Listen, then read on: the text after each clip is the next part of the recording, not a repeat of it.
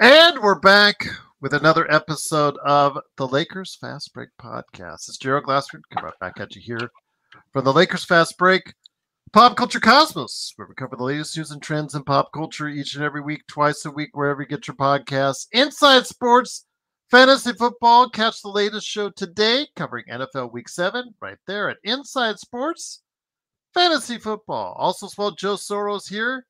He and I were having a nice little conversation all game long on playback.tv/Lakers Fast Break. I guess that's one way to say it. But he is Ox1947 at LakersBall.com. And also, he owns a great company. All of our arguments aside, you better go take a look. If you need a new lawn today and you live in the Southern California area, there is no better place to go than Simblades. Simblades for the Y.com. Plus, Joe's new game, Corrupt, will be corrupt pretty soon. Go ahead and wish list it on Steam. That's COREUPT on Steam. Also, as well, Lakerholics crew, Lakerholics.com. I think I'm going to go ahead and schedule a Lakerholics spotlight. I guess I've been asked to host it again. So I will do so tomorrow at noon with Laker Tom and Michael Heinrich. So go ahead and check it out tomorrow from the guys at Lakerholics.com. Also, as well, John Costa's here. That's right. Clutch Talk and Lakers Corner. He was just talking a whole bunch of Lakers Corner social media. So go ahead and follow him wherever. Lakers Corner, Clutch Talk, and also like and subscribe to his stuff on YouTube. In fact, if you're watching, hello, Clutch Talk and Lakers Corner as well. Of course, Empire Jeff TV covering the Dodgers and the Lakers. Of course, Lakers in 5. Daniel Berry Sports Highlights. Yo, also as well, John McCallion channel. All these great channels. Please like and subscribe, but make sure. Oh, that's just gross. You. Do you really have to make that face, Joe? Yeah, he's saying yeah. Okay. All right. Well, just please like and subscribe. Anyways, despite his ugly face, to go ahead and make sure you get the latest notifications on when we go live on the air with the latest Lakers Fast Break podcast. A couple quick notes. We have just started an ESPN Fantasy Basketball League. I'll have that in the description if you want to be part of it. Our draft is Monday at 5:30 p.m. Pacific time. I want to do it. Also, you're going to do it? Yes, I'm going to do that with you guys. You guys all right. need to do that. I'll drop the link again in the description here in just a second. And then also as well, make sure you become a member today. $2.99 a month. It gets you some inside stuff, including our season predictions. I'll try to drop one here during the course of the post game.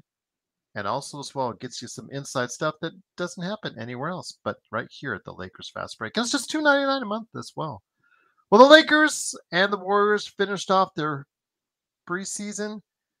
One took it semi-seriously. One took it not seriously at all, as the Lakers showed up with no Bron, no AD, no Rui, no AR, no D-Lo, no Connect, and no Max Christie. Means no chance for the Lakers to even be close, as they got destroyed. They put out a starting lineup tonight of Cam Reddish, Jackson Hayes, Quincy Olivari, Bronny James, and Jalen Hood-Schifino. And it was a disaster from the start. They were down 36-18 at the end of the first quarter, and it just got worse from there. And somehow we all managed to just stay around and watch this disaster as the Golden State Warriors at the Chase Center dusted off the Lakers in very easy fashion, 132-74. And here today to discuss are my two esteemed colleagues in crime indeed. It is first man here. What's up, Serge? Best mod out there. It is, of course, the man behind Simblades with a Y.com, and of course, Ox1947 at LakersBall.com. It is Joe Soro. Joe, great to have you here. He has a devilish smile. Dodgers will win on Sunday. Are you going to guarantee it that the Dodgers will win on Sunday? I guarantee they'll win 6. Okay. I believe you. I believe you. So with that, my friend, I want to just ask you this. Is there anything positive you can take away from the game? I mean, the only player who really did well, okay, if you want to say Bronny too, that's up to you, but there's a lot of other things besides scoring. He didn't do well, but okay, it is what it is. Quincy Olivari, there's still a question on whether or not he might even make the team outside of that, it was a lost cause for the Lakers tonight. The positiveness is you've got a definite on a lot of players. That's probably the most positive. Colin Castleton is officially a dud. Maxwell Lewis is officially a dud. Jalen Hood-Schifino is massively a dud. Olivari is, we talked about this, Demoy, he's the Demoy Hodge of this season's preseason. It's not likely to translate to regular NBA basketball. And then Junior did what he did.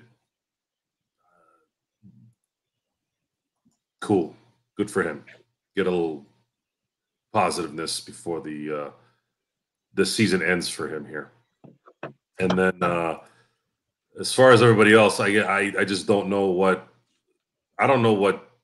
Cam Reddish is going to do, to be honest with you. I think if I had to pick the most embarrassing one was probably him. He's actually played in the NBA and actually done some things.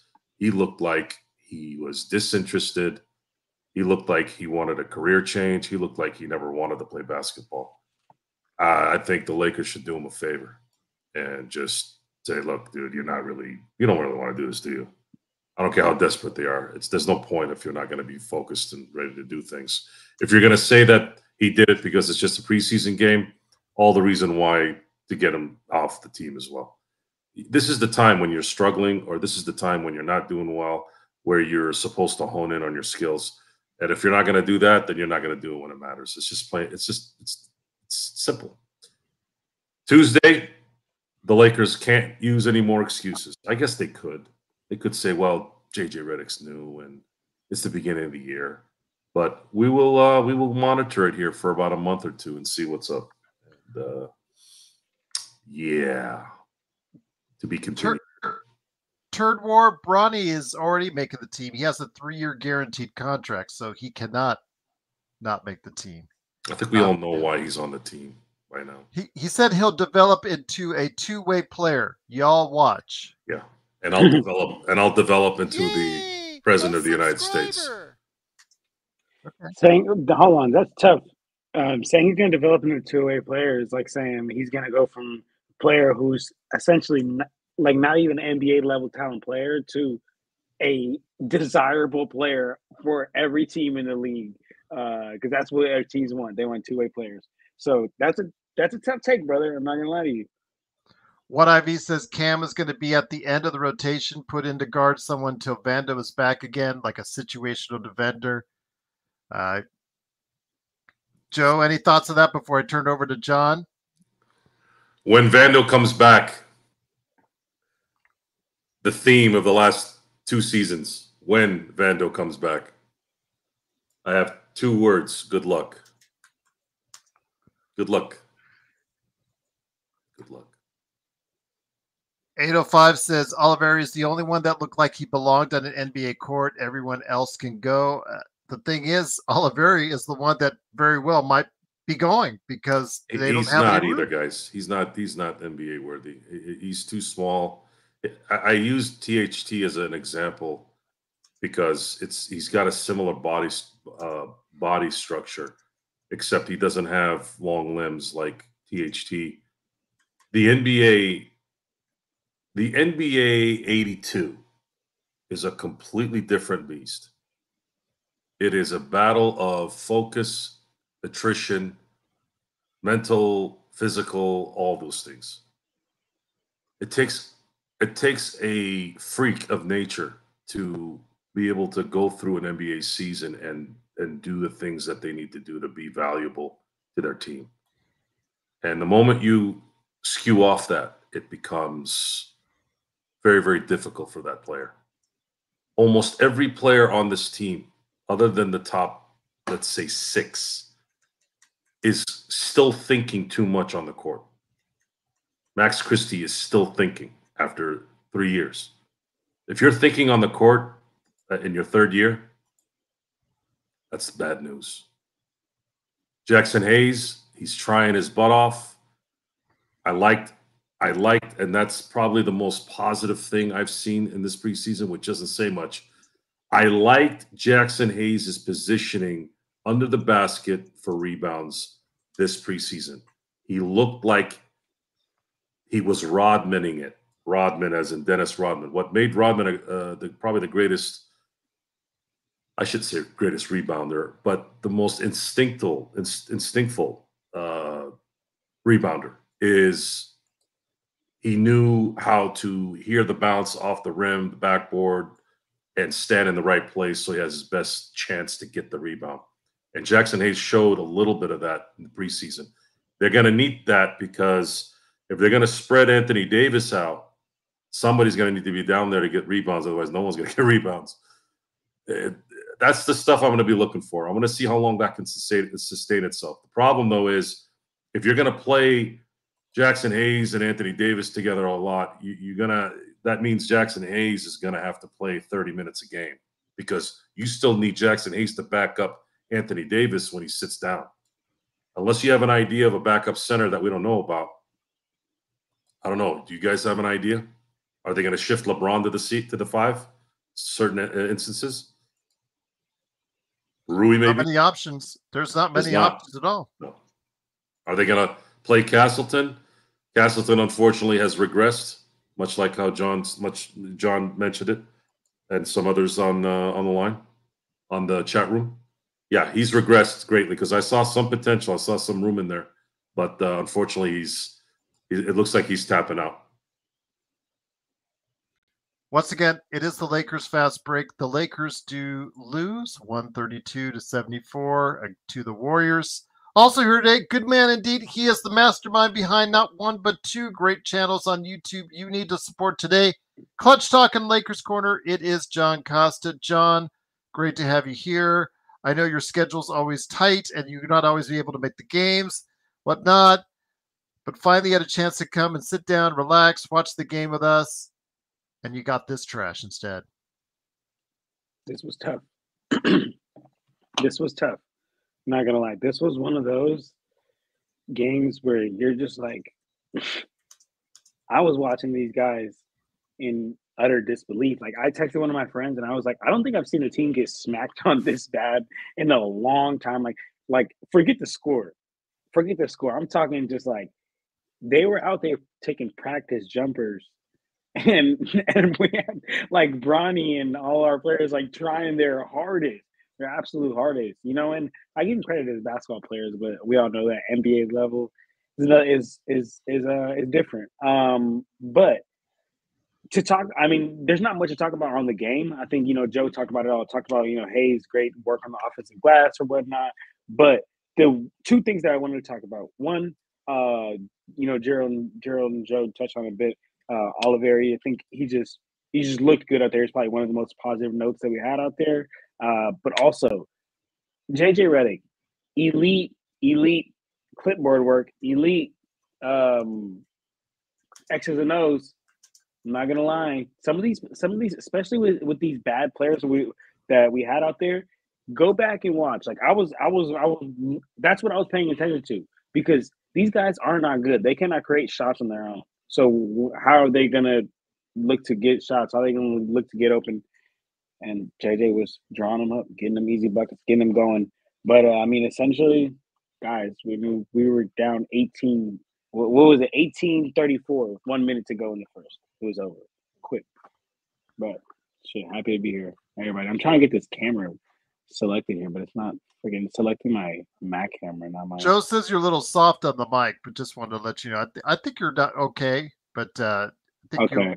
We'll get you through one. Yeah, all right. I don't know about that picture either. The what? He's just messing with you now. At this point, he's just messing with you now. Joe, yeah, like you said, you can't take much away from this game. The Lakers had their scrubs in there. Some of these guys won't be giving you any type of contribution. Jess, Bronny, also as well, Maxwell Lewis. Those guys, absolutely terrible. And those guys, you cannot count on them at all this season. Let's take a look at the preseason. Your thoughts overall on the preseason. I mean, a lot of things you've said complimentary about JJ, his motion offense, the way he's having the ball move around, giving the opportunity to the shooters. Your thoughts on the preseason as a whole. If you want to discount tonight, you're more than welcome to do so. Yeah, Oh, me or Joe? Joe. Yeah, I'll start with Okay. Joe first. The NBA has turned into a fast-paced, no thinking, get as many shots as possible league. And shooters now are making more shots. They're more skilled than they likely have ever been in terms of the shooting ability. As far as fundamentals and dominating and scoring a lot of points, maybe not so much, but except for the really top tier players, it's kind of like baseball in that you don't need a 30-point score anymore to dominate in a lot of ways or be effective. Like in baseball, where you don't need to bat 300 to be a good hitter. You can bat 220 and still be a dangerous player. This roster is not due to the rules. It's just not. It's not conducive to a 82 game and then 4 months of playoff setup. They could get through 82 if the playoffs were only a couple rounds, but you have 4 rounds. And there's just not enough depth. There's not enough youth in the right spots. So youth as in LeBron, youth as in Anthony Davis. If Anthony Davis is 25 and LeBron's 25, we're probably not worried as much because those guys are going to be playing 40, 42 minutes.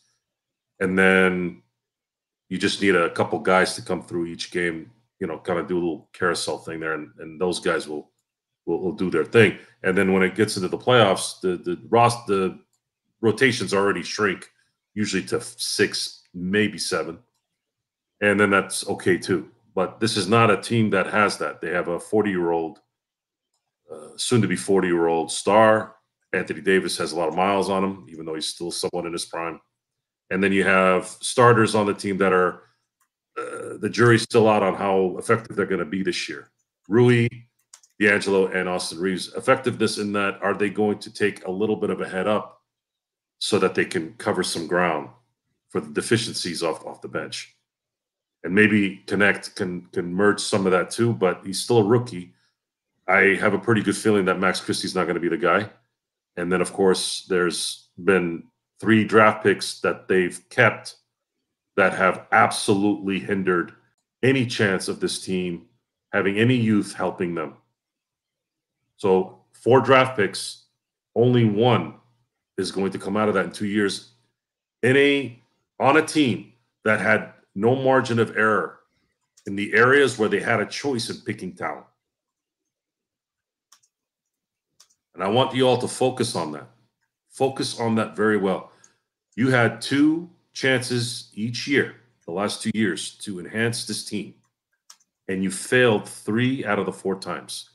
And you couldn't afford to fail 3 out of 4 times. Maybe 1 of those, but you needed 3 because you've mismanaged your acquisitions. You've mismanaged your money. All on the false pretenses of, oh, well, things have changed. No, things haven't changed if you know what you're doing. If you don't believe me, you can go ahead and look at Boston and Denver and Oklahoma City. And why is it that they're able to improve their teams even though they seem to be pretty stacked? You're not even stacked and you can't improve it. You've also had bad relations, it seems, in the league where no one is trying to help you either.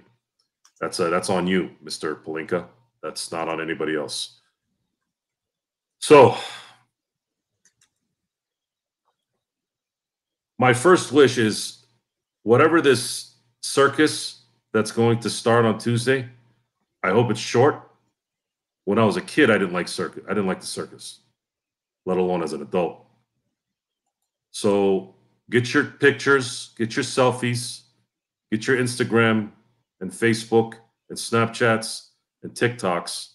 Get that get all that shit done and start focusing on winning.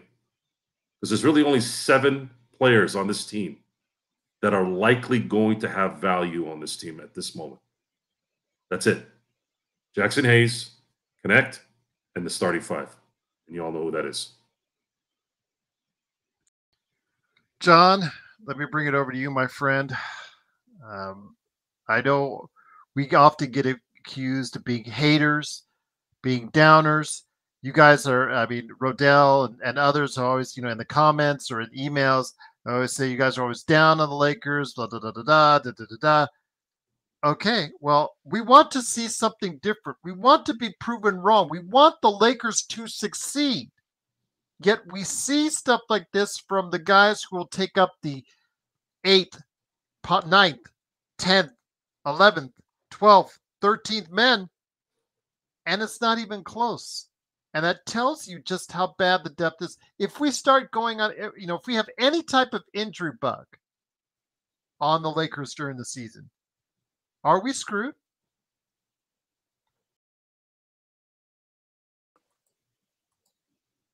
Gerald. Oh, I had to unmute myself. We both unmuted at the same time. But absolutely, Gerald.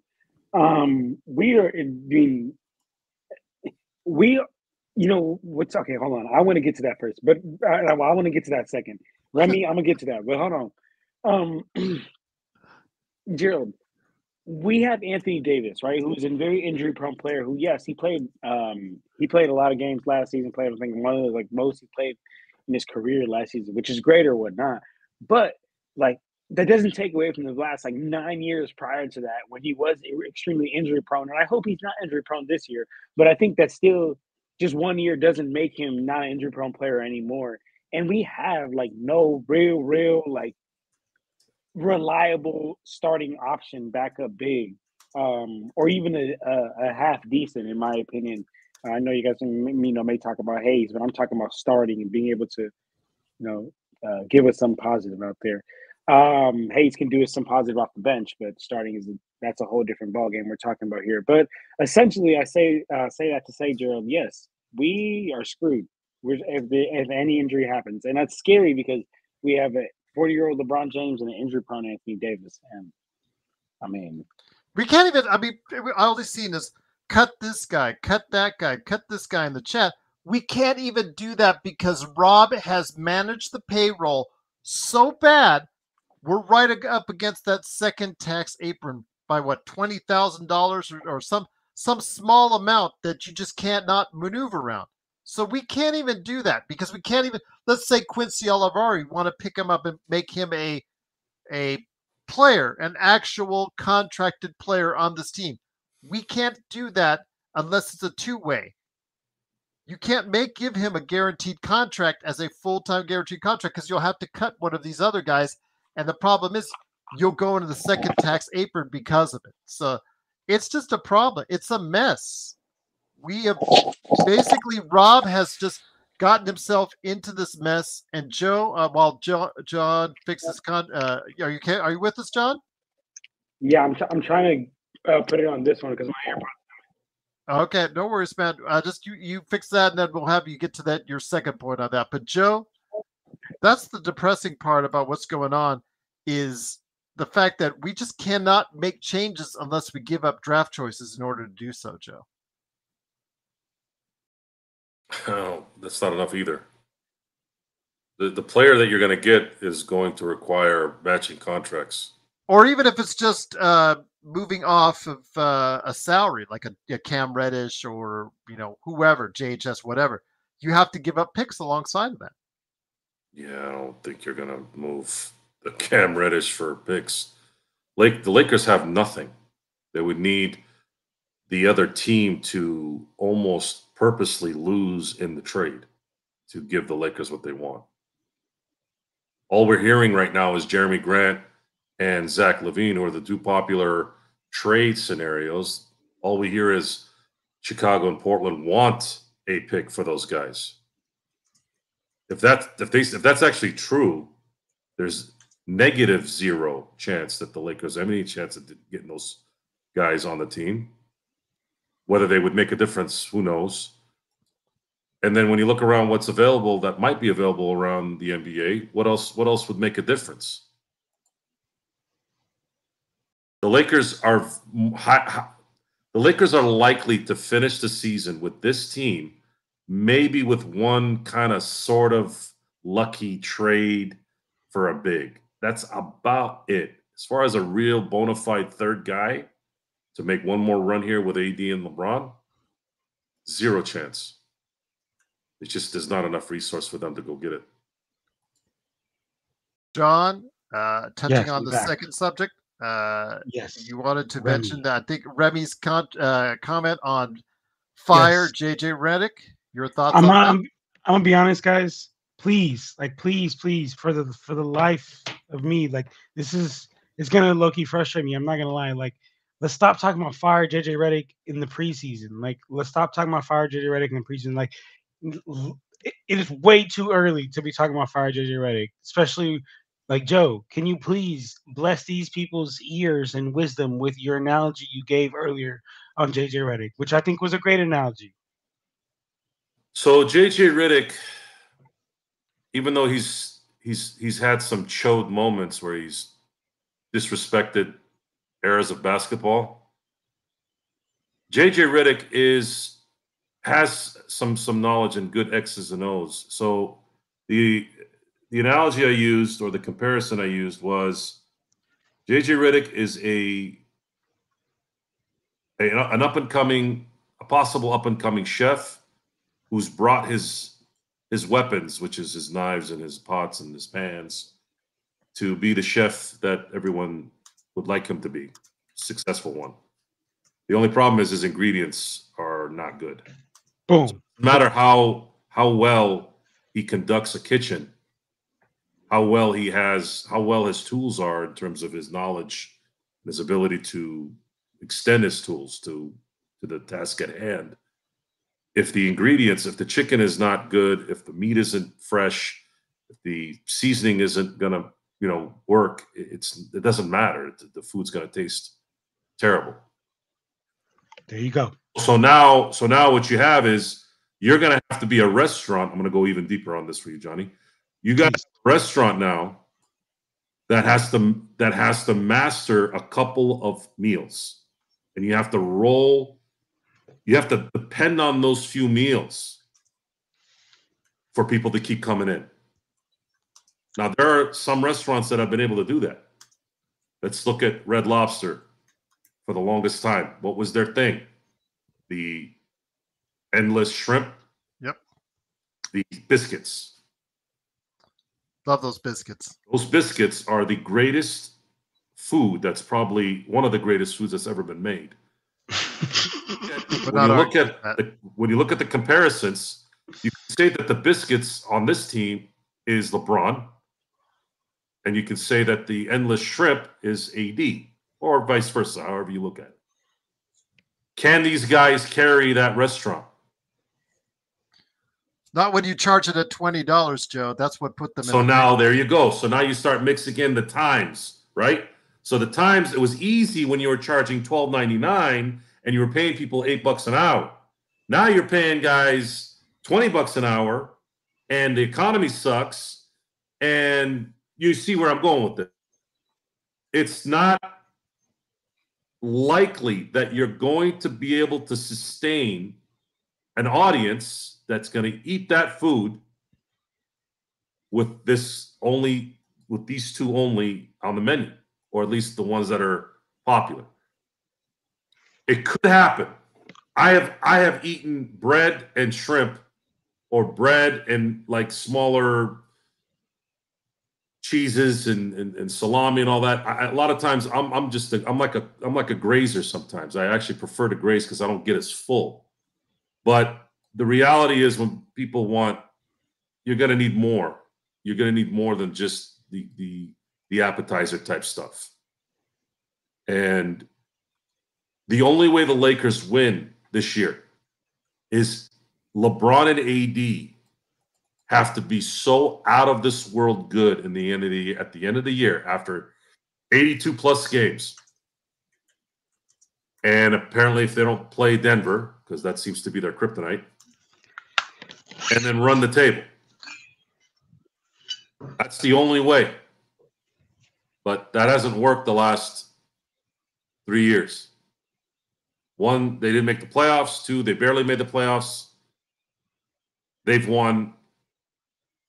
They have won, and I want you guys to focus on this. They have won in the last 4 seasons 3 playoff games. 3 playoff games. Bad matchup, though. So at what point are you all going to stop initially thinking that things are positive and negative? This isn't a math class, right? We're not doing electricity here. This is what they've presented, and you all need to start getting into reality. I know we have video games. I know we have Instacrap and all these filters that all these bitches online do. Get rid of that shit out of your head, because you get manipulated by that stuff. These people look completely different in real life, by the way. Completely. You know how I know? I sell artificial turf as a secondary business. Their picture on Facebook is really big for my sales. I built a community there. When I go see these people in real life and compared to their profile pic, I don't even recognize them. Stop living in a fake world. I need you all to get real here. I can see we have big numbers tonight, pretty big for a preseason game. Some of you are new. I can see some new names. I want you guys to understand something here. We are not getting paid by anyone to tell us what to do. We are not. Or what to say. Huh? Or what to say. Or what to say. And we don't have bad lives where we're upset with ourselves and we come out here and vent. Only when we're on playback. My life, and I'm sure Gerald's life, and I'm sure John's life is very, very nice from what I've seen. We're not here to wax poetic anything that is not worthy of it. We're telling you right now, the way this has been constructed, by what we've seen, that this is going to be a catastrophe. Because that's what's there. We know basketball. We watch it, and we study it, and we talk about it, and it's what we do. And if you see the shows from a year ago, if you see the shows from 2 years ago, 3 years ago, you'll probably see a different response around this year than this year. Some of us were predicting the Lakers to win the West. Last year? Where did that go wrong? There was more of a hopeful thinking there on my part. I don't know necessarily if I had a direct line to that, but I was feeling pretty good in that, well, Rob Pelinka did his job. He signed everyone. Everyone should be motivated now. They all got paid. Vando got paid. Anthony Davis got his extension. Obviously, LeBron got another year contract, a 2-year contract with an option. He signed Austin Reeves at the time. He signed Rui. Everyone got paid. So why now you guys got paid? He took care of you. Now it's time to take care of the team. But we didn't get that. We didn't get that. We got an injured MLE player.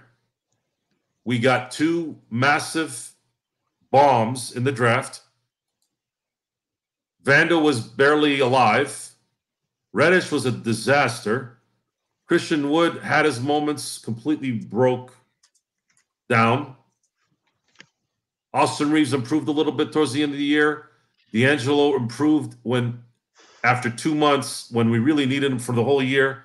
Rui was probably the most consistent role player throughout the year. I didn't see too many ebbs and flows in his game. And then, of course, you had the luck of all luck. You had AD and LeBron not have one major injury the whole year, and you still couldn't do what you needed to do. And what did you do? What did you do after that? What did you learn from that? What we've seen from the end of the season until now is they have learned precisely, Dick. Connect fell in their arms. Thank God they were smart enough to do something good there. But they almost equally jacked it by picking a player at 55 when you desperately need talent on this team so that you could appease a circus and their clowns and the audience. And what was that for? so that we can watch a preseason game, so that we can watch this circus lose by almost 60 points. I know it's preseason, but Jesus Christ, almost 60 points? What the hell are you doing over there? Where's your balls? Where's your pride? Play up. I mean, 60s. Come on, really?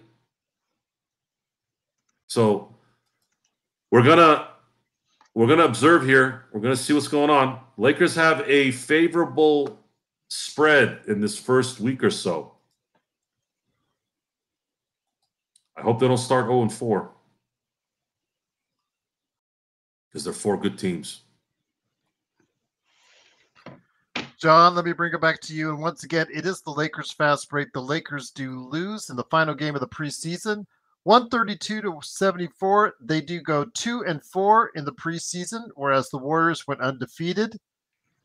I want to ask you this again. I don't know how much you're going to take away from tonight. Again, those are some of the guys that are supposed to be awesome. Like. Thank you, Bloodhound. Truly appreciate it. Your mileage may vary. I mean, when Doobie and I are arguing who is worse, JHS, Bronny, and Maxwell Lewis, although we kind of came to an agreement on Maxwell Lewis. I think we both agree that Maxwell Lewis was probably the worst of the 3 so far. It's just disappointing because these are the young guys that are supposed to be developing along with Max Christie and Dalton Connect. These are the young guys that are supposed to be your future and the foundation that you set for it. That's not a good foundation to have, John. It's just not a good foundation to have. It's very disappointing. Although $7,000 has ordered his Bronny jersey, he just told us, and he's speaking the praise of Bronny James right now. So if you believe that, and if you believe the Lakers are going to win 55 to 60 games, I hope you're right, Seven. Joe hopes you're right. But you know what he thinks about hope. John hopes you're right. But there's no one. I'm going to give people a little bit of insight. Now, I'm going to post John's season predictions here for members here in a second, but I'm going to give you guys a little clue. Nobody on the panelists, even Laker Tom, who we all know takes a little bit of that incense, purple and gold, a little bit too much sometimes. Even he doesn't have the Lakers that high. But okay, I'll say it one more time, John. Your thoughts, my friend, when you're seeing a game like tonight with those guys being part of the foundation moving forward. Man, I'm lost for words. I'm hopeless. I'm genuinely hopeless. Like, I mean, don't know what really I could say besides what that we've all said. Like, literally, no one on this team I have hope for young besides Quincy, and that's like, man, that's a shot in the dark. Like, that is a shot in the dark. And we may end up losing Quincy. That's the problem. Exactly right. And you know what's crazy too? And what's crazy is like, you know, during the playback, which if you guys don't ever go check out playback, come check out playback. We have a great time over there talking about the game and getting into it or whatnot. But what's crazy, we were talking about Colin Castleton, right? And like, shout out, you know, Joe and Henry, because this is why it's good. I want to go on a little bit of a rant here, a little bit of a tangent here with you guys. This is why it's good to have a group of people around you that are like people who are like-minded in you, people that are smarter than you, people that challenge you, right? Because you know what? Like, I'm big. I am big on Colin Cowson because like I went to go summer league when it was his like rookie year, and I saw him play, and he did solid at summer league, and granted, like he hasn't translated into the player that I want him to be and the potential he has to be. Is like I was talking on the playback, like he can really be a really good prototypical big, like in today's league. He needs to get in the weight room, but he has that midi. He can stretch the floor. He's not an island defender where you put him on the island, it's wraps for him. So I liked him a lot, right? And I still do think he has a lot of potential. But a great point that Joe and Henry brought up is like, man, like he hasn't gotten any better since his rookie year, and I absolutely agree. So like, you know, these are the things that like you when you got a group around you, you see like, oh, you know what? It's a great point. Challenge me to think in a different way. So shout out Henry and Joe for that, and everybody around here. But I say what I have to say. Quincy is my literal only hope. It's a shot in the dark because shit, I do think that Colin Castleton has potential, but until he gets bigger, like we're not going nowhere with this in the actual NBA to where it's gonna help us get to where we're trying to get to. But hey, man, to answer your question, Gerald, there's no hope, no hope. And yeah, it's all good, Henry. Shout out my dog. Well, again, with Castleton, he is pretty much a finished product, though, at his stage because he is, 25? I think I quoted him as, yeah, he is already in his mid-20s. So I don't know how much more, like Austin Reeves, now that they're in their mid-20s, how much more is their game going to develop? So we'll see. Same thing for Dalton. Dalton Connect did such a great job last night, Joe. Yes, he is a rookie. He'll develop a little more, but he is also an older rookie. So the thing I wanted to say with Dalton, a lot of people have hope for Dalton. He is going to have his up and downs. Right. He is a rookie. He's going to have his good days, his not so good days, but his highs, the future that we have for him could be very bright, Joe. Could be very bright after what we saw last night. He'd be a role player on a title team that would be greatly valued. I don't know if he'll become a all-star. Very well could become that. That will depend on his work ethic. He has the tools. He does have the tools. We've had some comps on him. We talked about it during playback. Bogdanovich is the one that comes to mind because of the frame. Frame is almost identical. But then I started thinking, if this guy fulfills his full potential, he might be better. He could be a 20-point scorer with his shot. Bogdanovich has never been that guy. He's always kind of hovered around 15, 16 a game. Then I start thinking, okay, is there a possibility this guy could be better? Could he be, someone said Allen Houston. I initially thought, that's interesting, but I don't think so. I don't think he'll be as good as Allen Houston. Allen Houston was a borderline just star. Yeah, 24, 25 a game, if I remember correctly. And I say borderline star as in my idea of a star is the perennial all-stars. Mm-hmm. So he was just a level below in his prime. But it's irrelevant at this point. It's really not about, well, is this guy going to be good enough? It's the question now is he going to be good enough is he going to be good enough in time for this team to matter that he's good enough? Probably not. Unless there's a massive change that happens within the next year or two that allows in his prime player to come and be able to compete for championships. I don't know who that player would be. And drafting stars, it's extremely difficult because you have to really be bad before you can get lucky in the lottery and get the player you need. And lately, the first overall picks have been a crapshoot. Wembanyama's a star, Zion isn't. Karl Anthony Towns is sort of a star. Anthony Bennett is a complete bust. You have Ben Simmons, who was supposed to be a star, showed a little bit that he was complete and utter uselessness. And you're going back and forth. Cade Cunningham, not a star at all. So even if you do get lucky, you get the first overall pick. You're all right there, Johnny? Joe. What? Goodness gracious, the stain on Cade Cunningham's name. He's not a star yet, but you don't see it in him? Nope. Wow. Do you watch a lot of Pistons? No, but I've seen enough. I don't see what the special thing about it. Watching a lot of Pistons lately. Well, John, let me say this. Watching a lot of Pistons basketball in the recent years has not been a very good watch. I know Cade Cunningham, again, through injuries and just not being able to develop in some people's eyes fast enough for their tastes. And I think Joe's is one of them. And I can't say I would argue with him on that. Cade has to step it up this year. They've got more talent on that roster this year. If he doesn't, John, then Hold on.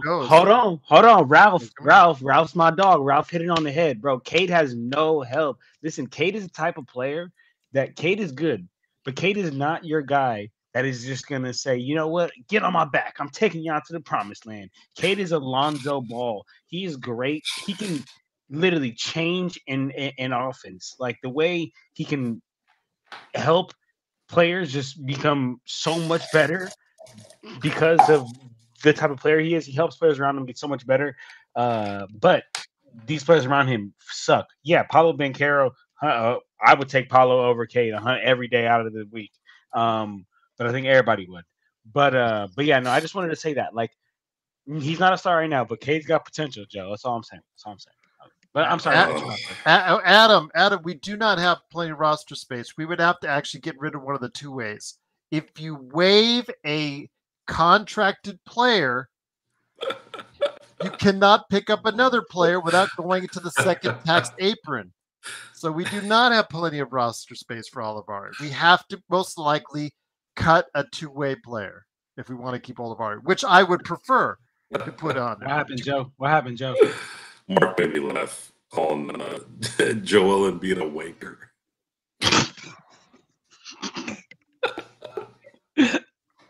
Hey, Xbox, I can't deal with that. Yeah, Ben is a disgrace. I'm gonna be honest with you guys.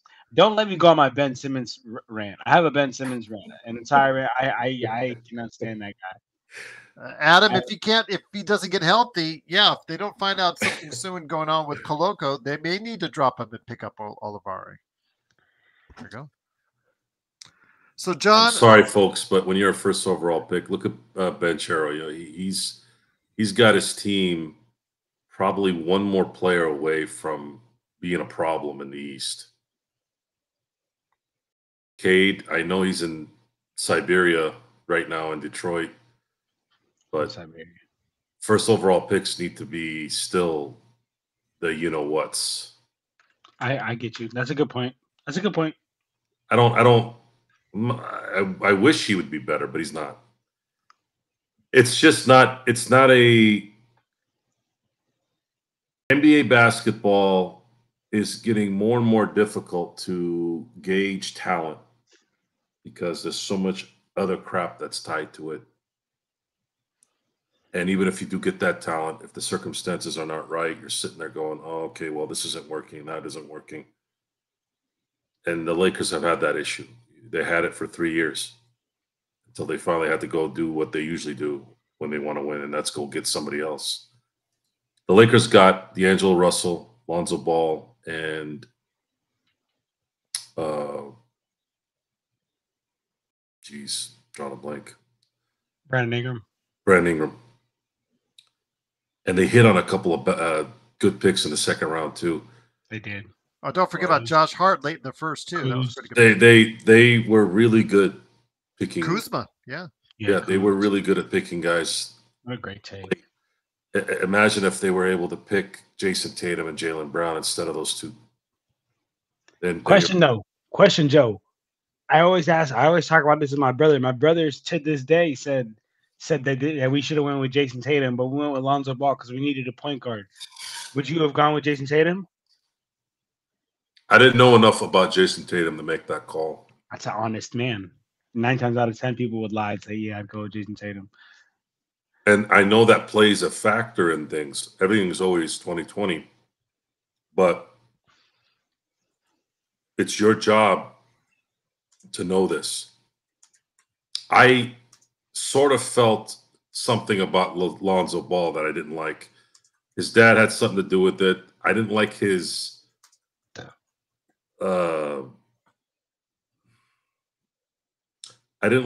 aloofness. That doesn't usually drive, especially as a point guard, that doesn't drive leadership on a team. You look at point guards usually that are great. They're usually they kind of inspire.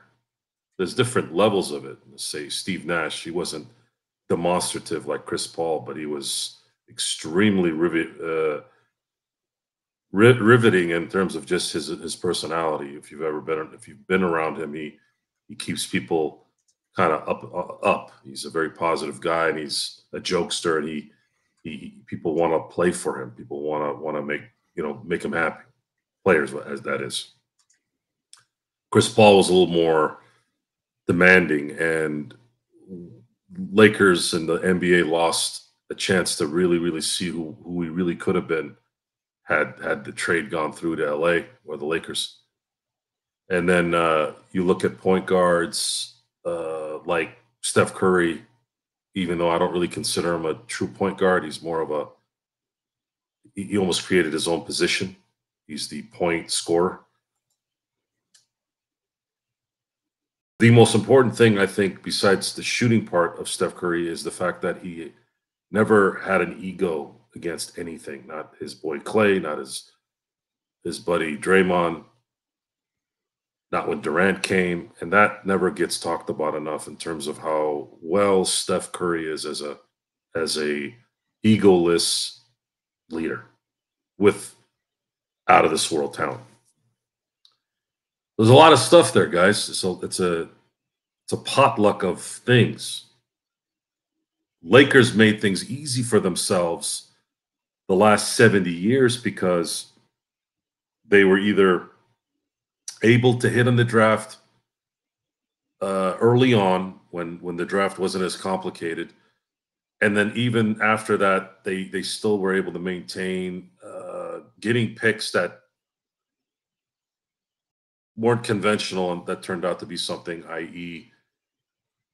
Kobe Bryant, Derek Fisher, and then, of course, acquiring guys like Shaq and Pau Gasol and LeBron, and then, of course, Anthony Davis was the last big one. Now the system is saying we have, since 1998, when Jordan retired, the system has been trying to get to a point, not specifically to end any chance of the Lakers to improve, like specifically to the Lakers, but to end what the Lakers have made so valuable to them. They've ended that. The league has finally ended it. It's been a long road. David Stern had 2 collective bargaining agreements during those lockouts to try and limit the Lakers from kind of just getting whatever they want, because you had hypocrite assholes like Mark Cuban and that dipshit in Cleveland, Dan Gilbert, whining and crying about why they're not good enough to get players, and the Lakers are. So here we are. And apparently Jeannie did not adjust. Dr. Buss used to adjust. Dr. Buss used to say, don't worry, we'll figure out a way. And there was no figuring out here the last few years.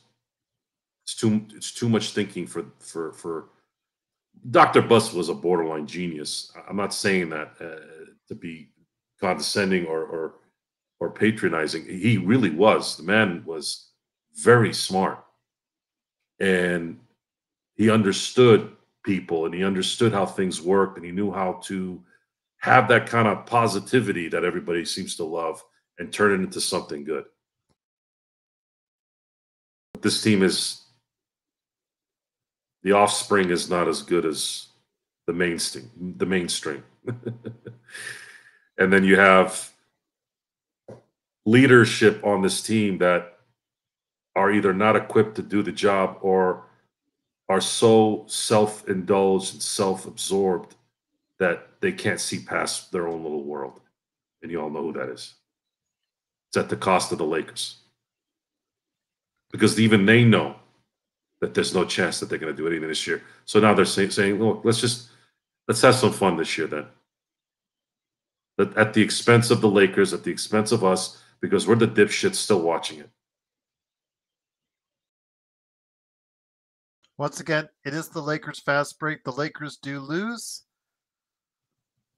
Let me see the score one last time. 132-74. They end the preseason with 2-4 record. Warriors end their preseason with a 6-0 record. John, before we head on out, you give that magical plug, and I let Joe go ahead and talk a little bit more as well. Want to hear your thoughts on the preseason. I mean, opening day is just around the corner. Do you have any thoughts on how the preseason went in your mind? Let's just throw this out, unless you want to talk about Bronny or you want to talk about JHS, you want to talk about Olivari. It's up to you, but what were your thoughts and impressions on the preseason as we head into opening night on Tuesday night? To be honest with you, I never, I'm throughout my whole basketball, like watching life, I've never been big on preseason because I just felt like you're just usually trying out things and you're just trying out shit that you wouldn't try in the regular season. So I've never been really keen to watching that. So like the last 2 years or the last like couple of years that I've really been like even locked into preseason. And the thing that I got from our preseason is we're I mean, like, we're screwed. I'm gonna be honest with you because I saw that like we're relying on a Max Christie who's not an NBA level talent player to come off that bench. That's like something we're actually going to rely on. We're relying on a 40-year-old LeBron James to stay healthy. We're relying on a AD to stay healthy. And hey, like I say, man, don't say you could think I got the purple and shade glasses on, say whatever, but LeBron and AD out there, I feel good about any matchup. But we just need. Yeah, see, Search and Destroy said it right there. We need a big, a big trade. Yes, and God's help. Yes, I agree. We do need a big trade and God's help. I still do agree with Search, but I thought Search was saying we need to trade. We need to somehow get a big because that's what we do need. But, hey man, season's right around the corner. I absolutely love our Laker community we have here, so I'll still be here, win or lost. Thank God we don't freaking watch soccer and it's not a draw. Don't know how in the world that is even a thing. Like, how do you go into a game and then leave and say, "Oh yeah, we tied"? Like, what? It doesn't make sense. So it's not win, loss, or draw. So just win or lose. I'll be here, and I'll be there. Hey, okay, Joe. I don't know you can sing. Okay, It's the first thing that came to my mind when he said that. I love it. Don't you know, baby? See, you know. I knew you'd know. That's why I said it. Yeah, I know. But yeah, no. Honestly, guys, hey, I don't know if you want me to plug my stuff now, Gerald, or not. But yeah, go ahead before I'll give Joe one last rant. Okay, well, shoot. Look, essentially, NBA season's right around the corner, man. And if you want to stay up to date with everything Lakers related, not only do you come here and check out Lakers Fast Break and check me, Joe, and Gerald out here on the Lakers Fast Break, but also if you want some more Lakers content, check out my Lakers channel, Lakers Corner. It's on YouTube, and my Instagram is at Lakers _ corner. My Twitter is Lakers Corner 2. And then I have another channel. It's called Clutch Talk, and that is a NBA show as a whole, not talking about just Lakers, talking about the league in its entirety. Because not everybody likes the Lakers like us. Some people don't like the Lakers, and they want to hear about other teams. And that's what we do on Clutch Talk. 2 episodes per week. Apple Podcast, Spotify, YouTube. Appreciate all you guys. Love all you guys. And yeah, and shout out Serge for dropping my YouTube channel. Search is the best. Yeah, Search is the best. Shout out Search, man. Search, you are the best for sure. Yeah.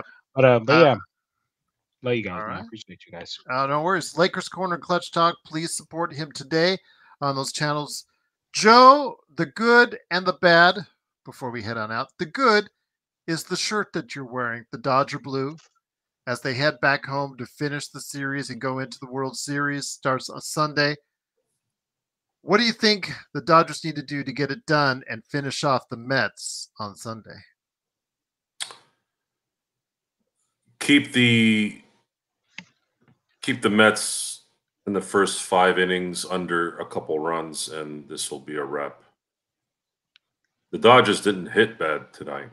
No, still scored 6 runs. And it's nice to see. Please, enough of the day games.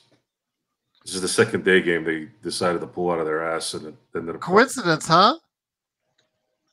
I feel very comfortable going. I think the Dodgers are due to win at home to close the series out. It's been a very long time since they've clinched. Matter of fact, coincidentally, the last time they clinched the NLCS at home was the Mets in 1988. And I'm feeling very confident that they will do that on Sunday. And then we're going to find out very soon that they're going to be meeting the Yankees next Friday, which will be a memorable battle. Now here comes the bad. Tonight, we did see the lowest of the low as far as the end of the roster, guys. I know that a lot of people are making ado about one, LeBron James Jr., because he had his highest scoring output summer league or preseason with 17 points. He was only a minus 37. Did have 3 steals, 4 rebounds, was only 1 of 5 from beyond the arc, but was 7-17 overall. Him, Jalen Hood-Schifino, and also as well Maxwell Lewis. They have been criticized quite a bit on this show, and usually with very good reasons. But a lot of people, in the case of Bronny, a lot of defenders still out there. So what do you say after a night like today where you know the defenders are going to rise up? See, they're not there when he's not doing well. When he embarrasses himself and looks really bad out there, they're nowhere to be found. But when he does well, that one time, just like he did that one summer league game where he scored 13 points, I think, people were coming out of the woodwork. See, we told you. We told you so. We told you so, Joe. I'm not paying attention to anything that Junior is doing, really. It doesn't mean anything to me. It'll mean nothing in the grand scheme of things. This preseason game was an absolute embarrassment. To lose by almost 60 points is an embarrassment. You lose by 15, by 20, I can sort of get that. But to allow your team to, it just sets the table wrong. But then again, this was a terrible, terrible, terrible roster. It's a terrible roster. Jalen Hood-Schifino is a horrible NBA player.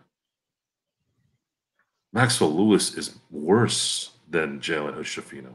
At least Jalen can get some separation every now and then and maybe make a mid-range. It's just they're not good. These guys are not NBA players. They're not.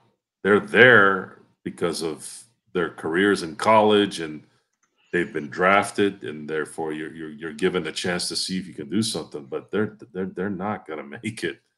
Not on this team. You know, there was discussions talking about Scottie Pippen Jr. We saw Scottie Pippen Jr. play a couple of years for the Lakers, and I remember vividly. I go, it's not going to work here. But we didn't throw venom at him because it wasn't that he wasn't an NBA player. We just said he wasn't going to work out here. There was a huge There's a huge difference there. Sometimes certain spots might dictate better place for certain guys. That happens. At least I don't remember saying anything like that. I never said that Scottie Pippen Jr. It wasn't an NBA player. I thought actually he showed some ability. It's just his athleticism and his shooting ability was always going to be an issue. And in a LeBron-centric offense, you have to shoot. Otherwise, it defeats the purpose of having anything run the way LeBron needs to run. It's just what it is. But these guys are nowhere near this. The guy that's a solid 11, 12 on a roster. These guys don't even belong on a G League, in my opinion. They belong in Europe. They belong not playing anywhere in the NBA.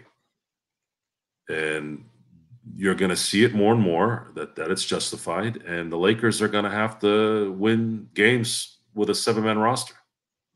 Really. If they don't make any key transactions. Those are facts. This is not a prediction. cannot trust Max Christie, JHS, Maxwell Lewis. Can't trust any of these guys to be consistent game in and game out during the year.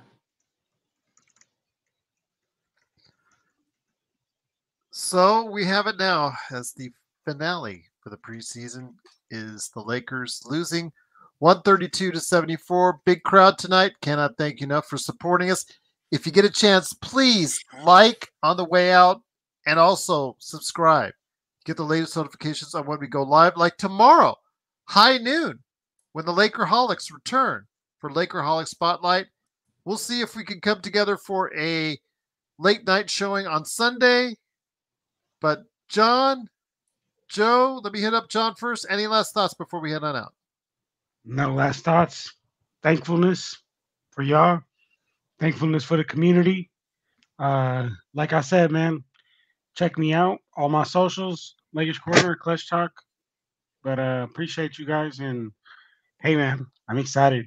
Tuesday, first game of the regular season. It'll be big.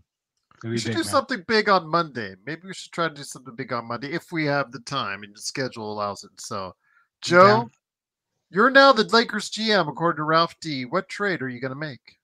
Ooh, I like that. I would have made the trade after the season was over. I would have sat down with LeBron and said, where do you want to go? And if there's nowhere for him to go, then I tell him I'm going to start bringing in guys that are going to I'm going to restructure this team so that we can start getting ready to start winning on the next phase of this franchise. Who would I trade for right now? It is irrelevant. There's no resource to trade for anybody. So I would have no. If I came in right now as the general manager, I'd have no resource. I'd have no ability to trade for anything without gutting the little depth that you have, and you'd have to give up draft capital that you can't risk in the future should you need them then. And I'm still trying to figure out why anybody would want those picks anyways. Maybe Danny Ainge, because he doesn't do shit other than accumulate draft picks and not win. I don't want that. But I would have started the trade process. I would have started this fiasco that's come upon the Lakers. First of all, it would never happen. Number one, Bronny would never sniffed a draft. That's for sure. Connect would have definitely been picked. That was a good one. But it would have been, look, you want to ball for one more year? I get it. Let's do it. But I got to start thinking about what we need to do after. And then I'll sit down with Anthony Davis as well and say, what do you want to do? You want to go back to Chicago? Or do you want to stay here and be the pillar for the next phase? I'd have to do it right away because he's not young either. He's got maybe 3-4 years left of Anthony Davis ball if he doesn't get hurt. It's hard. It would be hard. It would be something where you got to do what Presti did in Oklahoma City after Durant left. And really it was after Russell Westbrook left too. Once Russell Westbrook left, then you had a full-on rebuild. But he did get some assistance on the idiots in LA, giving him Shai Gilgeous-Alexander for Paul George. That might come down, especially if Oklahoma City wins a championship. That might come down to being one of the dumbest trades by any team of the last since I've been watching basketball. The Shai and Clippers. Shai Gilgeous, yeah. Because you got to remember, it not only brought Paul George to LA, but it brought Kawhi. Not exactly traded, but that was the agreement. That's the way they worked it out, where Kawhi and PG would come together as a package deal after the deal was made. And I mean, the Clippers are still getting hit by it every year for what they did. This was a catastrophic trade for the Clippers. They could have opened up their new arena with a MVP candidate, and God knows what else by now. But Ballmer was so enamored of winning right away. And Doc Rivers, I know a lot of people don't like Doc Rivers because he tends to not close series and just whatever. I have personal reasons why I love Doc Rivers now versus what his coaching situation is. But at the same time, he did make the call beforehand that maybe you shouldn't trade Shai Gilgeous. And Ballmer didn't listen. And it napalmed everybody. If Kawhi Leonard had just come to the Lakers, he was guaranteed to win a championship in 2020 and probably would have helped win in 2021. AD probably doesn't exhaust himself in 2021, and they probably make a run and probably win. I know these are all hypotheticals, but the reality is there's a lot of one extra star taking up a lot of the slack really lessens the body on the collective. It really does. It would have lessened the pressure of AD needing to be what he was, because Kawhi was a two-way player too. He's immensely valuable at that point. And then we don't make the Russell Westbrook trade. Let's just say they lose in 2021 because AD got hurt. Let's just say that happens anyways. But I'm very confident that they would have made it to 2022. I'm very confident. And they would have been there for 2023. And then that's when Kawhi started to kind of fall off. But even with that, you would have had Kawhi not have to kill himself either during that time. And maybe he's not as taxed, whereas he was really taxed with the Clippers. When you watched him play coming back from injury, he was phenomenal because he was healthy at that moment. But the wear was just, it would catch up, and then finally at the end of the year, he was done. Bad decision by Kawhi. He could have won probably at least 2 more championships, would have been a Laker legend. Instead now, sure, maybe. I mean, is he really Toronto Raptor legend? Playing 1 year there? Definitely a Spurs legend. But everybody lost in that deal. Everyone lost. Lakers won a little bit because they still won, but lost in that. Had he come to the Lakers, we're likely looking down on the Celtics for titles. Joe, Intel Wild says the modern day NBA shooting threes and playing zero defense is embarrassing. Appreciate the super chat on that, Intel. And a big shout out to you, Ralph. Gonna be 23 in less than an hour, my friend. Happy birthday. Any thoughts before we end on that? About Ralph's birthday? Or Intel Wild super chat? Let's see here. Modern day NBA shooting threes and playing zero defense is embarrassing. Yeah, it's embarrassing, but Damian Lillard had talked about this in an interview, I think a few years ago, where Portland was trying to run the conventional offense and conventional way of basketball, and it wasn't working. It's a process that everyone has to do now, otherwise they're not going to win. Because if you're scoring 2 points like you used to playing half court, the other team. Let me explain this a little bit more in detail. So let's say you bring the ball up and you play a half court offense to some degree. It doesn't necessarily mean you got to go down low to the big guys. It's just you're playing half court. You've slowed down the pace. You're kind of going with the play clock, and then you take it down to 20 and then shoot, and you make it from 20 feet. That's 2 points. You spent 20 seconds getting those 2 points.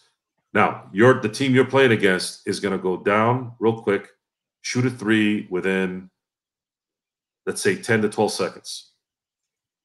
Then you get the ball back. You do the same thing, except this time you miss. Then they come back within 5 to 7 seconds, shoot another 3, and make it. They just made 6 points when you made 2 in the same amount of time that you were getting a 2. Now, they're not going to make every 3, but during the game, if they hit 2 or 3 of those shots and you're only making 2 here and missing, you start to, if you get that throughout the game where it's working, you're going to find yourself down 8, 9, 12 points all of a sudden. So you have to stay with that pace. Ralph, you are celebrating in style, my friend, with the lady right beside you, and also 2 burritos, my friend. Rock on, my friend. However, it's stay away from Taco Bell, man. No, his lady. I don't think it's. Yeah, just stay away from Taco Bell and Del Taco. His lady just made him 2 burritos. Good. I didn't know if because I know Ralph. No, it's not cool, bro. It's not cool, bro. I know. Ralph likes to eat Taco Bell. Stay away from that. That's not even real food. Okay, all right. The NBA has created this because it also masks the deficiency in talent. Because every NBA player that is a regular can play. And if all they got to do is be lazy on defense most of the time and just shoot threes, you can mask a lot of their deficiencies by running back and forth real quick. That's why J.J. Redick's offense is going to be predicated on doing the same thing because he needs to hide the deficiency in talent. So before we head on out, you got one last super chat by 7 Grant. Thank you, 7 Exactly, Grant. and that's my point, Ralph. You spend way too much time in the toilet because you eat that shit. Don't eat that stuff. Stick to the. If you're gonna eat fast food, eat something that's somewhat like In-N-Out Burger or something. At least it's fresh. All right, 7 Grant and the super chat. Thank you again to both you and Intel for the super chats. He says, "Who makes the best cars?" There was a line. There was a line 3 hours ago over there. When I was Taco Bell. I'm sorry, 4 hours ago. At Taco Bell. Yeah. Like what are you doing? Oh, and the other thing is, I had a little bit of a feeling to eat Wingstop. My wife did an order. It was $40 for 3 meals. She said, "Really? Am I going to pay $40 for this?" I'm like, "No. We're gonna go get food at the market and let's just eat at home. We'll cook something up." Ugh. Oh my God, Jack in the Box is even worse. I had a Jumbo Jack about 15 years ago. It was the only place that was close after I got out of a job interview. And the lettuce looked like boiled cabbage. That was the last time I ever ate at Jack in the Box. I'm sorry, that's not true. That's the last time I ate food at Jack in the Box. I did have what they have the best cookies and cream shake. I haven't drank it in a decade, but at that time, that was the only thing I liked there. All right, John is back for real quick. I gotta jump in here. Joe. Joe, don't you dare diss Jack in the Box. That is the best fast food place out of all the fast food is not good in general. But if I'm gonna have fast food, I'm not going to McDonald's. Jock, are you gonna make me come to Pittsburgh right now? Joe, come to Pittsburgh, Joe. We'll go to Jack in the Box together. There's no such thing as the best fast food. Fast food is trash. Yes, I agree. Look, we can agree. The Jack in the Box is on the top of that. Yes, Jack in the Box. Except their Oreo shake. Look, Jay's got it right. Jack in the Box late night hits different. They used to have a munchie meal after 9 p.m. I'm not talking about when you're young. See, you're 25. I get it. We were eating Jack in the Box and Los Panchos in college after we got sloshed. That's the best food on the planet to eat. But when you become an adult, you can't eat that stuff. I haven't had it in a long time. You shouldn't. You shouldn't. I go way back to when Jack in the Box used to have the best tacos, like you guys said. But I go way back to when they had frings, which they had together was onion rings and French fries in one bag. So. The munchie, that's what I'm saying. The munchie meal used to be literally $6 after 9 p.m. and you would get a burger, exactly what you just said. So they'd throw in some French fries and some curly fries in there, 2 tacos, and a drink. And I used to replace the drink with a strawberry milkshake. Ooh. And on that note, I can't take that. My stomach can't take that anymore, though. And Chipotle is garbage. Ooh. Yeah. They've gone. Yeah, they've gone. When they started really good, though. They started really well until they started putting salmonella in their food. Yeah. But all right, I'm not going to argue with that. Rubio's. Would you say Rubio's is bad? You know what was my favorite taco chain place back in the day was Baja Fresh. Yes. Best the gallo I ever. And yes. Yeah. I used to have other fish burritos, but it was a franchisee owner. He owned like 7 of them in Las Vegas. They had to close 6 of them. They only left 1 open on the other side of town, so I never go. So the other place that was the best, and then they went down to this trash, is Panera. Oh my God, Panera in the late 2000s was the shit. The soups and shit. Everybody was having soups. I still like their loaded bacon soup. It was awesome. They had this Chipotle chicken sandwich that they discontinued for some weird reason, and then they screwed it up by putting something else together with fucking avocado and completely destroyed the taste of the sandwich. The obsession with avocado and everything. What is it with people and avocado? What the most overrated delicacy on this in this food? What, I'm not saying it tastes bad, but what is it with avocado? Everybody puts avocado on everything. Why? No, I'm saying it tastes bad. Avocado and eggs is perfect. That's it. Everything else, I don't know. I don't even taste it when I'm eating it with anything. $7,000 in the chat, super chat. Thank you so much. And I got yours too coming up, Intel Wild. Who makes the best cars? USA, Germany, or Japan? The guys have been throwing Italy as well. But the Toyota trucks are starting to go downhill. I've got a Honda and a Nissan, so I think my got a Honda, decisions are Chevy. Yeah. It's because they're all starting to get computerized, and it becomes more likely that they're gonna fail somewhere. And last but certainly not least, Intel Wild, thank you again for the super chat. Says, how have we gotten ourselves into this situation? Ask Rob and Jeannie. They're the ones that make the calls. Mismanagement at its finest. I wouldn't say it's mismanaged. I'd say it's stupidity. Oh, I'd say it's mismanaged. Oh, well, you say it's stupidity? All right. Mismanaged is doing the job with a focus and screwing up. That's mismanaged. Jeannie's just not smart enough to do this job. And Rob is an agent. He doesn't belong doing this. You don't believe me? Go ask Magic in private what he thinks about Rob Pelinka. I don't care about this they made amends bullshit. Go talk to Magic. You already let the cat out of the bag there.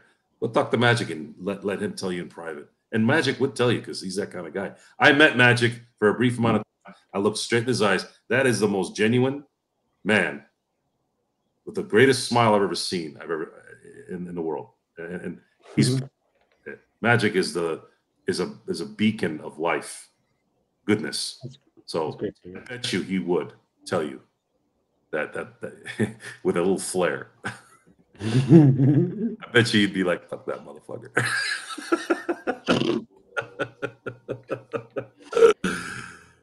Once again, it is the Lakers fast break. The Lakers lose 132-74. We'll be back tomorrow for the Lakerholics. Let's see how many times Laker Tom yells at me. I guess I'm hosting again. And let's see what goes on. Michael will also be there as well. Always a pleasure to have him on. And then, of course, Sunday night, we'll see what happens. Will Joe's Dodgers make it to the World Series? We'll talk about that, plus some final thoughts on the Lakers. And then on Monday, I don't know how long it's going to last, but we'll try a season preview extravaganza on Monday as well. All right. Thank you so much, everyone. Enjoy your weekend. Xbox, but Gerald, at least they minus you up to. Oh, it's talking about the Big Mac and with meat and without meat, because they do a chicken Big Mac as well now. It's not really a Big Mac. It's a Chode Mac now. The Chode Mac. Okay. Chode Mac. Wow. Hey, they've been talking about it. The Big Macs used to look like this. Now they look like this. Yeah. All right. It is, of course, the Lakers. You remember that story, right, Gerald? I told you that story in 1996 or 95 when I went to McDonald's. For those of you who didn't hear it, I'll say it real quick. They had the 2-for-1 Big Mac meal. So after the football games, we'd go to McDonald's or wherever to eat. I ordered it. I remember I looked at it. I was like, this looks small. And then when the deal went away, it still was small. So those fuckers made it small when they had the 2. And then when they got rid of the deal, they left it that small. So they manipulated everybody. That was the first trick that I caught in marketing and these corporate pieces of shit as an 18-year-old. Thank you so much, Intel. You're the best, my friend. Truly appreciate it. JY says we need to have a show on Jeannie. She's under the radar. I think you just want to hear Joe rant a little bit more. Who? If we did a show on Jeannie. The only reason why I don't really go off on her is because she's Dr. Buss's daughter, and I'm trying to keep it to as much as I can, keep it to the Laker thing. I don't feel too bad about saying that she's not a good owner. She's a terrible owner. It's nothing you can hide there. She's horrible. But I don't want to it's going to sound personal if I go any further, because it starts to get to the Jerry West thing and what really kind of tipped that over, and the fact. What did we see on the court tonight in San Francisco in the Chase Center? We saw Jerry West's name on the court. Now, the crypto. I still can't call it the Kobe Center. I'm going to start calling it the Kobe Center because no one's going to argue against that. The Kobe Center is being renovated. My guess is if they weren't planning to do that, now they are, because they look like idiots. So they're going to probably do it so they don't look like morons. They already look like morons putting the font -2 on the jersey next to that high sodium piece of shit advertisement that they have on there. Bibigo. Yeah. So what are they going to do? They're going to put the 44 behind the backboard so that they can have the ceiling camera see it so that they can advertise. I'll stick to basketball if you want me to rant on Jeannie. However, it'll be better when we see the results of what this team is going to be in the next month or two. Because then the ammo will be at its highest. 7 and Darren, come on. Let's just try to get along. I know you guys are having their disagreements and you've been having it for quite some time. Come on, let's all try to be good to each other here. Let's create havoc, folks. There you go. Keeper of the peace indeed. Lakers lose tonight. We spend all our other times off this show being fake, decent people. Sometimes you just need a place where you can just be an asshole. Well, I appreciate everything that you both do as far as contribute to the show. Darren and 7. Joe, shut up. I'll leave it at that. We'll be back tomorrow. I'll have Gerald's the kind of guy where the world's going to be coming to an end, and he'll still say, "Hey, we appreciate the world being here for 14 billion years. It's time to go."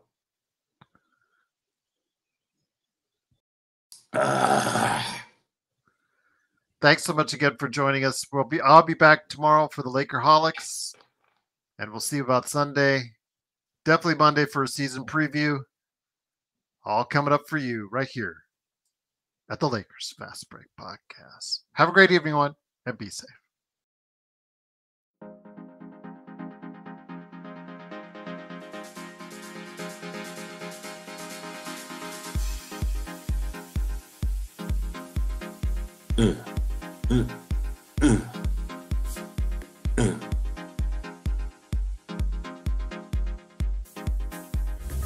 We'll find out, JY. My guess is they probably saw that and said, "Oh shit, we need to do that now."